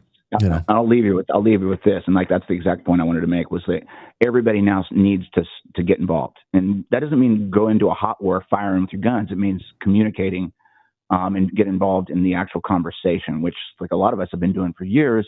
Even the person that's the most on the sideline needs to start doing the talking to even their neighbor, or even call into a show, make a show on YouTube, do something and get involved in the conversation. That's the real war, is the town hall. That's where it happens, and that's why I like your show. That's why we talk about these things, is we're speaking things into the future, and we're manifesting what we want. Yeah. Nico says, "Stop complaining." Hey, actually, Larry, this has been the most positive call you've ever had into this show. What is she talking about?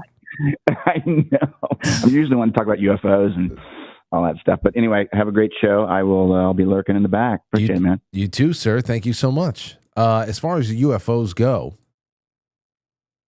I've got a couple of good bookings here I got to tell you guys about.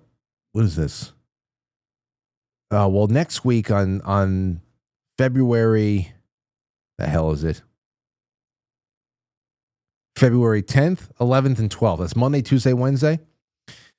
This can be some good, fun stuff that we do. I don't have any guests right now. One or two may slip in there. You just never know. But I wanted to kind of leave these open for whatever, because I have a lot of topics I haven't done with you guys, and I wanted to start getting a little bit topical, inject that into the case. On February 13th, nothing's going to stand in between me and Bob Mata doing another open case, cold case, true crime kind of a night. I want to do Delphi. I want to do Delphi because there's some questions there. Diddy, creepiest case he ever did. On February 14th, that is Valentine's night. Me and Lauren and Aurora will be here live 7 to 9. Because we're going to go out on Saturday night instead. But, hey, I got Marley Hornick coming on to talk about, is New York really that blue? From Citizens Audit from years ago. Well, we're going to be going back on that. Albert Taylor. Can't wait to do the paranormal OBE stuff. Can't wait. I'm going to be on Nephilim Death Squad on February 21st. That'll be great with Top Lobster. The Dirty Boys coming in. I have Diamond and Leah from Oppenheimer Ranch Project coming on late February. Joe Mooney from Homesteadonomics. That's a big homesteading account on YouTube. And then Jane Barlow coming in, Spring Cleaning. I'm going to finally give away this book over here of all of her stuff. So there's stuff going on. I got some ideas for more UFO. We have to bring Timothy Alberino on again at some point. Haven't spoken to him since I I feel like the fall. Anyway, Mr. Rogan, how are you? Go ahead. Frank, it's good to talk to you again. Wait, you sound like you're 10 miles away. Oh, is this any better? No, not at all. Take him off. Okay, how about this? What did you have me on a device? How about now, Frank? You sound great. Was I on like a Bluetooth earbud or something? Well, it was on the car. I took it off the car. Yeah, something was wrong. But anyway, you sound fantastic now. Are you hands free though? You're not driving, are you? My wife is driving. Okay, good. Go ahead. So my Robin. Yeah, I just wanted to say, Ed, stop me if somebody's already made this point, but about speaking in tongues. Yes. My understanding, I think of what happened at Pentecost. You know, the tongues of fire come down on the disciples, and they go out, they speak their own language, and the other people hear them in their language. Yes. People, you know, and so I don't think it's supposed to sound like gibberish. Well, I mean, and that's what I thought. That's what I thought. I thought that when, you know, the apostles went out into the world, they're essentially just, you know, it's almost like having the a divine translator application that had been given to them. But again, like I said, the music takes you and can pull you in one way or another. Movies can inspire you. You could just feel anything can enter into you, and you just want to move, or you just want to go. Just do, I don't know, clean a room. You don't have to just be dancing. But every time I see footage of these pastors out there speaking tongues, it sounds like I don't believe it. So I don't know. Yeah. Perhaps there are private examples of things that are inexplicable, and there's just something coming out of a person. But a lot of the stuff I see out there, I just don't believe. Yeah, and Tim Gordon did a vicious takedown of that earlier today. He had a relatively short one on YouTube, but might not be for common consumption. Okay, it might offend some people. Well, hey, he just takes the gloves off, you know. He does that a lot. I haven't checked it out yet, but I'll be on the lookout for it later on. Maybe I'll put it into the Sunday night programming or something as a quick hit. But thanks for the call, Mike. Okay, good to talk to you, Frank. All right. Take care, man. Take care. I'm glad we got at least one call in on the speaking in tongues, because that was getting around today. Because I think that woman was just she's doing something like as a faith leader or a chaplain or. Ugh. I wonder how much U.S. aid NGO money has gone to all of the rainbow churches with the lesbian deacons in there. I wonder how much. Because listen, you remember looking into Podesta, Clinton. They were planning a Catholic Spring. They wanted to go out there and also destroy the Orthodox Church as well. I mean, they're very, very interested in what people believe, and they want to make sure that churches, faiths, bend the knee and start, adopting more of a secular worldview. And you can't tell me that has not happened, especially here stateside. So, yeah. 914-200-0269. It's 8:35. Let's take a really quick break. We'll be right back. Sorry I'm late. That's okay, Becky. Have a seat. Oh, nuts. There's nowhere to sit. Hey, Becky, how about you sit on my face? Yeah,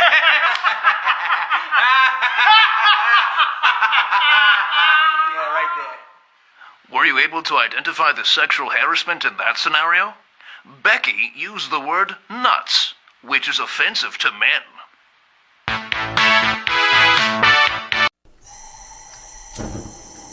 You're not cooking. Yeah, dude.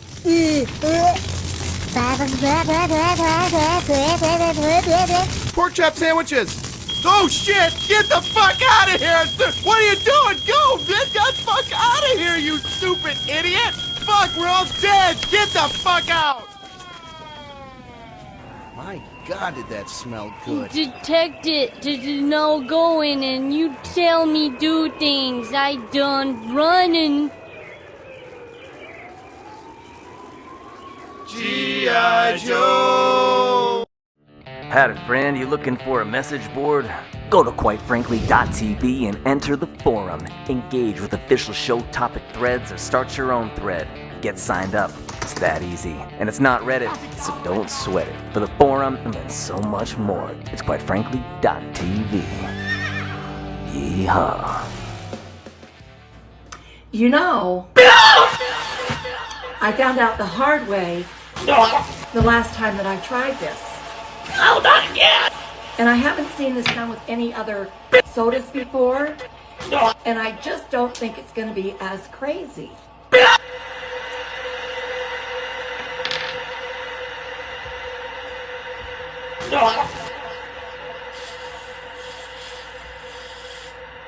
Not again!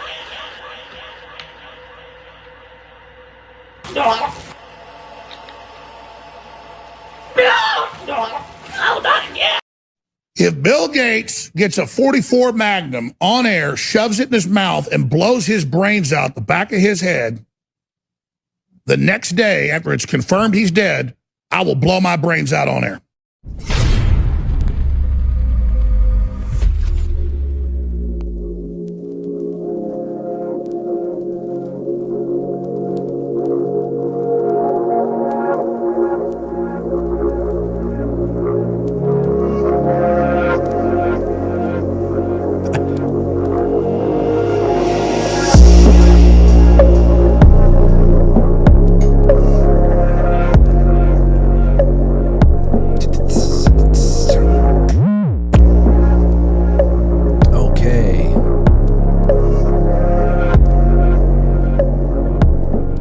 I take very special care in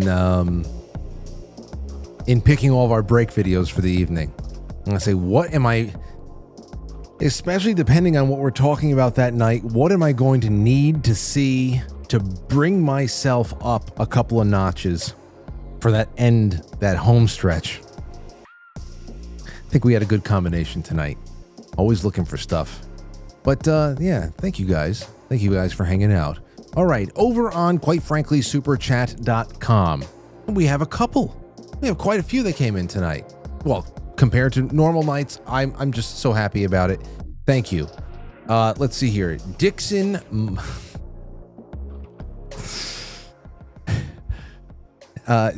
my ass.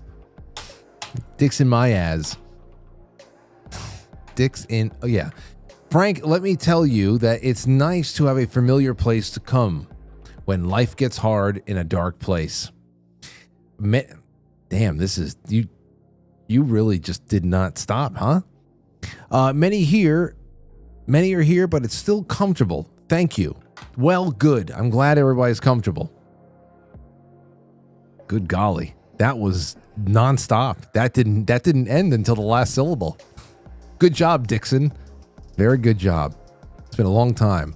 Let's see here. Jay Britt says, loving the energy tonight, Frank. TGIF. I'm feeling good too. There's good energy in here tonight. It'll be good to go home to. And, you know, Aurora wanted her hair cut. And she asked, because Aurora's hair is so long that we had to start teaching her to, like, wrap it up, roll it up, throw it over her shoulder so it didn't go into the toilet. That's how long it was getting. And she very conscientiously said, Mom, can you cut my hair so it doesn't go into the toilet? and Lauren cut off like 6 or 7 inches. And it's still like way past her mid back, but so beautiful. And she was so excited. She was afraid that it was going to hurt when she cut it off. Said, no, that's not going to. And she was so excited. She's running around. You know, Lauren washed her hair first and then cut it and then, you know, helped dry it and all that. She's running around and side to side. It's like, wow. So, I don't know. I'm just thinking about home, even though Aurora's in bed now. or probably trying. Usually when I get home, she's already sleeping. Anyway, thank you. I'm loving the energy as well. So I came here feeling pretty good, and I can't wait to, the rest of the weekend, it's going to be nice. I have a lot of work to do, but work I'm loving. I'm really loving. I'm loving organization with this show. The organization is getting a lot better, and there's so many things happening and so many people helping out now. And it just kind of, I don't know, I can feel that flow some nights, and it really overshadows a lot of the other negative shit that kind of creeps in from time to time and worries you sick. So today's a good day. Let's see here. Pickled Gamer says pickles start out as cucumbers. Cucumbers are harvested by hand, which can be labor intensive. You're right, Mr. Farmer. Farmer's harvest. Pickled Gamer. I play Call of Duty some nights with Pickled Gamer over here. Played a little bit last night with Mike. I don't know. Maybe again at some point this weekend. Especially if it's going to be snowy and cold. What the hell are you doing outside? So do a little bit of that. Maybe I'll stream it. That's all on the Twitch, everybody. Don't abandon the Twitch. It's been actually pretty active. And it's not like you're just watching the game. Yeah, there's something going on screen and we're playing games, but you hear the banter, we're talking to the chat room. It's very interactive. It's just a different kind of content. So don't abandon the Twitch. It's just been repurposed so that it wouldn't be shut down because of all of the music notifications and everything every night. Let's see here. And SL Panama says have a relaxing weekend. Thank you. And I'm wishing you the same. I wish you the same so much. All right, over on Rumble again, where there's one more here from Salber 7121. Frank, please tell Justin happy birthday from Christina and Orion. Justin? Are you talking about Matt? Well, I'll send it along. I'll tell him, hey, people are wishing you a happy birthday, and hopefully he gets it. But I appreciate you, and thank you so much. Homegoy says, anything on the JFK MLK info release that was supposed to happen today? Yeah, great question. Great question. It was supposed to happen today. So I didn't see anything on that. Let me see. JFK release date. Actually, I can ask Grok. Let's see. Did the JFK files get released yet? 2 responses. At the latest information, President Trump signed an executive order on January 23rd declassifying. No executive order Director of National Intelligence. Oh, well, that would be Tulsi Gabbard and the Attorney General to develop a plan within 15 days for full and complete release of JFK assassination records, and within 45 days for the records pertaining to RFK and Martin Luther King. This timeline means that by the date you're asking, February 7th, the planning phase would have been completed or nearly completed, but there's no explicit indication. But, well, if you need the DNI and Attorney General to develop a plan, we don't have both of those people in place yet. That's Tulsi Gabbard and Pam Bondi. So I don't know if that has some sort of if that's put some sort of a drag on it. I think we're close with Gabbard, right? I really haven't really followed anything too much because the general consensus seems to be that even though there's a lot of hemming and hawing from the mentally ill, that all the people who have been nominated are going to get through. So we'll see. All right. All right, let's take a call. 469, you're on the air. Go ahead. Hello? Hello, this is Corinne. How are you, Frank? Corinne, welcome to the show again. Hey, I'm happy to be here. I've been watching you for about 3 years, and your show has pulled me out of some dark-ass times. Yeah, but just let you know that. Wait a second. You haven't called in before? No, this is my first time. Oh, this display name seems very familiar. Well, good. Let's get familiar after tonight. So I'm glad that you've been watching. And let me tell you, it's not, I'm not joking when I say that knowing that the audience, outside of my family, the presence of my family, the presence of this audience has been enough to pull me out of some really dark times too. So I appreciate you guys. I don't let it on a lot because you don't need my shit on top of all your own personal shit, but thank you as well. Well, thank you for sharing your life with us, for sure. Well, my pleasure. Go ahead. So I remember once when I was baptized my second time, I had gone to my aunt's church, and she was one of the people that dunked me in the water. After they dunked me, she started doing her speaking in tongues thing. And then I was like overcome with like, oh my God, are you serious?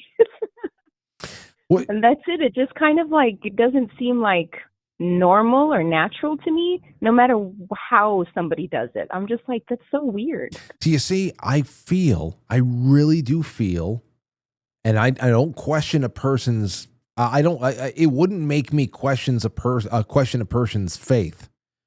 Okay. It would be separate from that. If I feel like a person is just faking everything, it would be an individual reason why. But I just feel like there is so much performance and practice that goes into that. It doesn't seem, I don't know. It just, I don't know. Well, I don't doubt her authenticity. It's just no matter who does it or where, I always I don't know if it's like shame, my own personal shame, maybe misplaced personal shame, but I'm just always like, are you for real? I ask that question, but I don't change or act different or treat them differently. It's just like, well, the one that you showed today, I was like, yeah, fake. Yeah, I know. That's probably the first time I've ever just came straight out and said that's fake. I have seen so much fake nonsense with the television evangelists and all that stuff, but this is something else here too. And again, I don't doubt that many people who start talking in tongues are feeling the spirit and they're really just going with it. But I think that this is just one way they choose to let it come through, and instead of just doing a jig, a dance or something like that, they just start going to sound patterns that they have done in the past that flows off the tongue, and they just start rolling their R's and everything. I just feel like there's very conscious choices that are made along the way, and like I said, it doesn't make me question a person's faith. I just feel like it's a lot of performance. Rehearsed, yeah, for sure. I don't know. I guess if I ever feel it, if it comes out of me, something actually happened. So okay, if this ever happens to me, something's up. Call somebody. Don't doubt, for sure. All right. Well, thank you so much for answering my call. I'm thinking about joining the book club, the next one. Oh man, if you're gonna the next one, okay. So then here's what you have to do. The next one, to enjoy the next one in March, I already have last March. That book is public right now. It's Lloyd C. Douglas's The Robe. You should go read The Robe and read along with the book club sessions from last March. It's all public. So that was one of my favorite books that we've done so far. It's perfect for Easter time.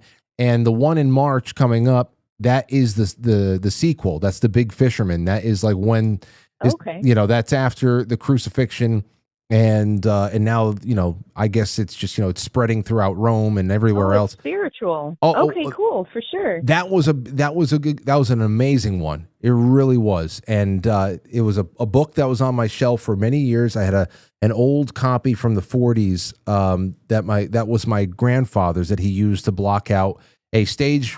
I love old books. Oh yeah. Oh well, I didn't read his. I kept his because I write notes in mine, so I bought my own copy, and I keep his on the book shelf over there because he's got all of his own notes in there, but he's got like stage blocking notes because he was actually directing The Robe for a local production over here.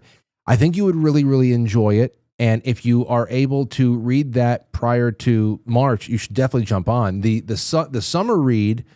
For the June book club is going to be Tom Sawyer. We're going to be doing Mark Twain. So that's the first time I've ever read that, and I'm looking forward to that too. All right. Sounds good. I'm excited. All righty. Well, enjoy yourself, and if you need anything, just email me. Okay? All right. Thanks a lot. Have a great night. You too. Take care. All right. 851. Let's take a call. 406. Go ahead. Oh, hey, Frank. How's it going? It's going. Just wanted to see if I could touch on the trails in the sky. This is Mike from Cali. Go right ahead, Mike. Since last night, I had somebody send me pictures of chemtrails from Oklahoma, from rural and suburban places alike. That if you weren't told where the pictures were taken, you feel like it was the same place. So, yeah, go ahead. Yeah, no doubt. I just wanted to comment on one of the callers that called in last night. He was saying that he thinks that it's heating things up. That's what I felt too, that every time that they're spraying, it feels like it's almost like a microwave type of effect.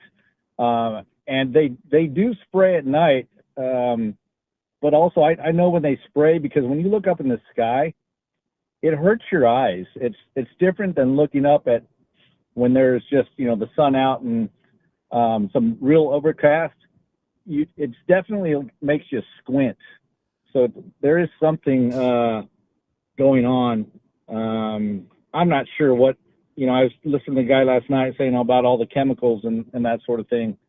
And it seems like after they do spray, there is a change in the weather that's going to happen. There's also, we just feel different, stomach ache, headache, that type of thing. Well, last night when Jim was talking about the conditions that create the white sky, and we all know that white sky versus beautiful baby blue with white pink or white fluffy clouds, not that cirrus kind of a screen, that white screen that's put on things. I agree with you on that. Not only do I feel that the summers have become more suffocatingly humid, almost like we have a wet cloud hanging over us, a wet blanket hanging over us at all times, but there's also an increased glare effect, especially on the white sky days, because you look up and it's not only just the bright, our star over there, but it's also there's a sort of magnifying glass or something that's put in front of it in the form of these clouds and everything. It just creates glare. So I understand it seems brighter and more oppressive than it has been in the past. Yeah, most definitely. And I did used to live on the coast, so I think they play the weather patterns to where they were spraying along the coast. So this stuff just kind of comes in, and then it just makes a layer. But I've seen it here in the valley too. I'm in the valley, and these guys are just checkerboarding the sky. It's pretty disgusting. I really do miss the 80s weather, those blue skies with the fluffy clouds. So yes. Anyways, I just wanted to touch on that. Well, you know what? Whenever you do get those days, you'll enjoy them more. That's for sure. But thanks for the call, Mike. That's really for sure. All right, Frank. Have a good one, man. Have a good one. Oh, there's so much. There is so much going on, and there's so much going on after the show tonight. Hey, wonderful calls, and there's still half a dozen at a time that are coming in. Let's do one more. Ready? 530, you're on the air. Go ahead. Oh, hey, Frank. Hi. This is Jay. Jay, welcome to the show. Go ahead. Hey, yeah, I like your subjects tonight. Always like your show anyways, but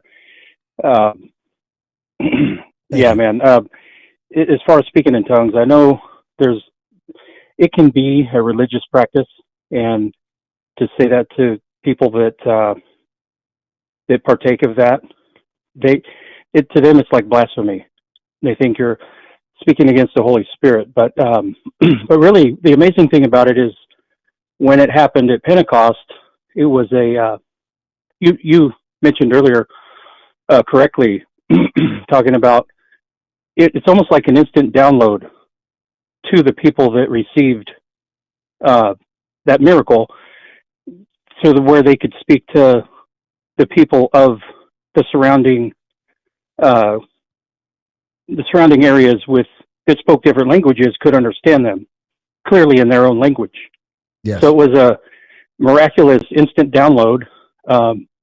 And that's like today, seems like the pastors have taken the quarterback role in church, but according to the book of Acts, it really should be the prophets. And the Bible says in the last days there will be false prophets, but it does not say in the last days every prophet will be false. Right. So there are true prophets. How would you come to? Is there any guidance in ascertaining a true prophet from a false one?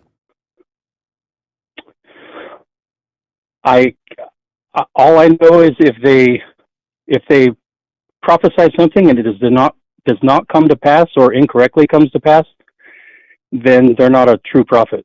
What's amazing is Kim Clement prophesying, and I know there's a line between like a Nostradamus type, throw a bunch of stuff out there and maybe something will stick, where scripture nails everything from the very beginning.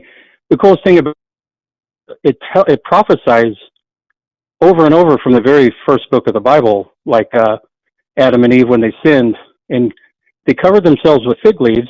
God hated that. He hated that for a reason, because it was a prophecy. After that it says he made them tunics of skin to cover their nakedness. Well, they were already covered, so what was the point? Right there in the beginning, he was prophesying that an innocent animal was going to have to die for their sins, to pay the price for their sins, to sacrifice, to cover their sins, their nakedness before God. And so stuff like that, the Bible's full of those gems. If you seek him out, you'll find them. And he really hides them so that we dig through the earth and find the jewels buried deep in the earth. Okay. Well, I think that in itself would be a really great topic for another night too. Maybe when we get closer to Lent, because I wonder. I just wonder what maybe somebody has something else. And thank you for the call on that. I'm glad that we got a few calls on this, because I wanted to see what you guys feel about it. But false prophets, true prophets. What differentiates? I was going to say before, how would you ascertain that somebody is how would you determine, I should have said, that someone's a true prophet? And when, feel like there's a lot of skepticism around. So that would be interesting. Would it be in their works? Provable works? I guess that would be it. Anyway, you'd have to have at least a little bit more of an accuracy rating than your local weatherman. You'd have to. If you're going to be a prophet that anybody pays any attention to, you got to be more accurate than a weatherman. Something along those lines. All right, let me go to the super chats and then we're off for the night. Gina from South Carolina. Frank, Paula White's mentor is T.D. Jakes, who apparently has ties to Diddy. Yikes. And Paula White, she's the faith leader that we heard talking in tongues. Paula White's mentor is T.D. Jakes, who apparently has ties to Diddy, says Gina from South Carolina. Tay Stee Cox says, Frank, I just wanted to thank you for your masterful linguistics that help us release the load of a long day.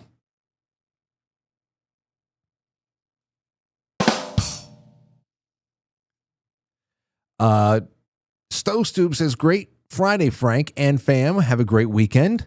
Gina from South Carolina says, Frank, snow sounds fun, but down here in Charlotte, it was like summer, 77 and sunny. We had a wonderful day outside. Yeah, well, Jim Lee, I got to talk to Jim Lee before because he was helping me test out this phone configuration, and he said where he is, and he's in he's somewhere in South Carolina. He said it was like about 80 degrees, and I said, wow. Well, sooner than later. Sooner than later, what are you going to do than just glide through? You know what I mean? So thank you all so much.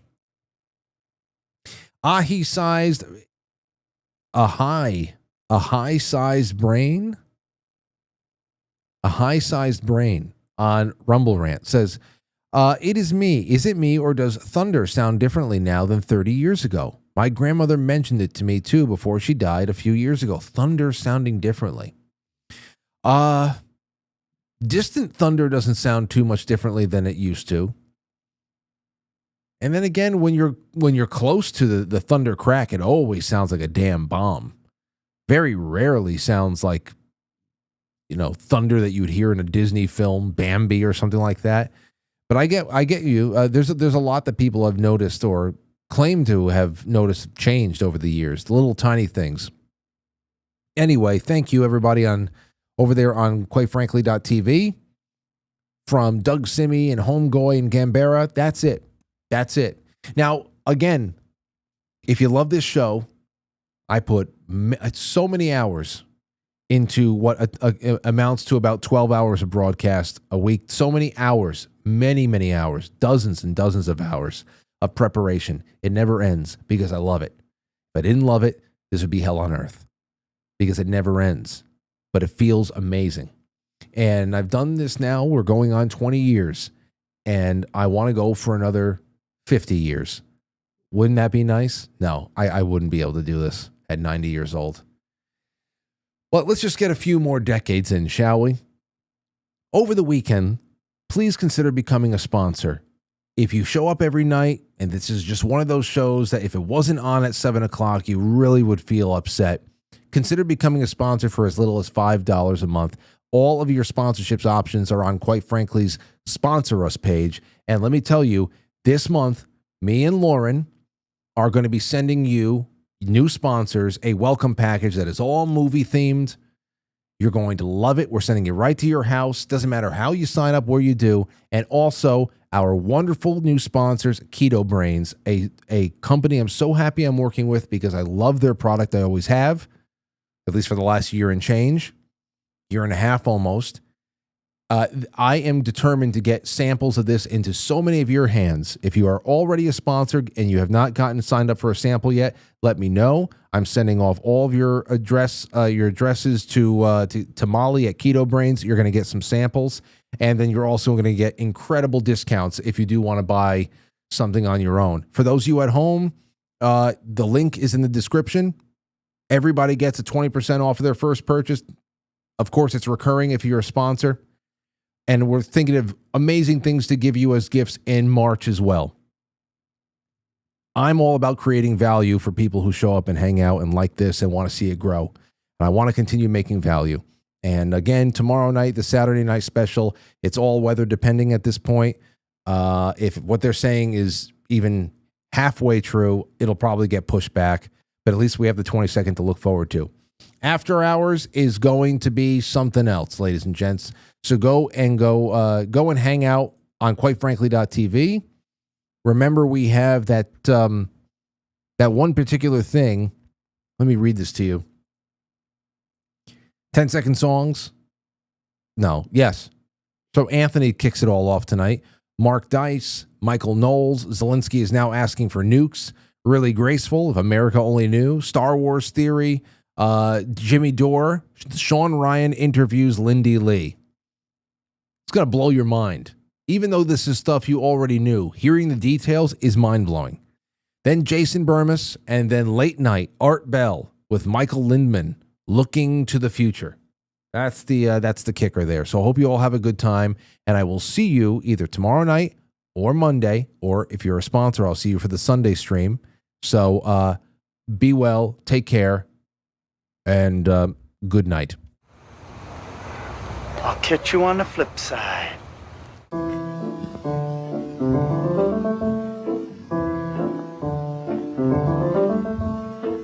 Quite Frankly is filmed before a live studio audience. Now, our Super Chatter starring Gina from South Carolina.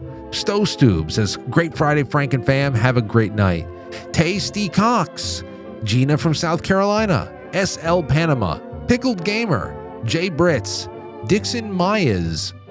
And that's all from there. Thank you to all of our wonderful Rumble ranters. There's many of you tonight. A high-sized brain. Hey, would you blow me? Jay Semo, Salber, 7121. Oh man, I can't take it anymore. I'm going to release the scratch, and I'll see you guys in the chat room at quitefrankly.tv. Become a sponsor. I'll see you at the coffee stream on Monday morning.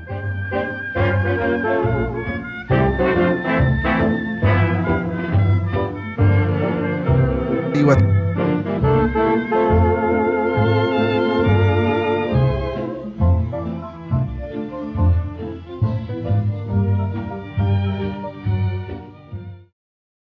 the best and the truth.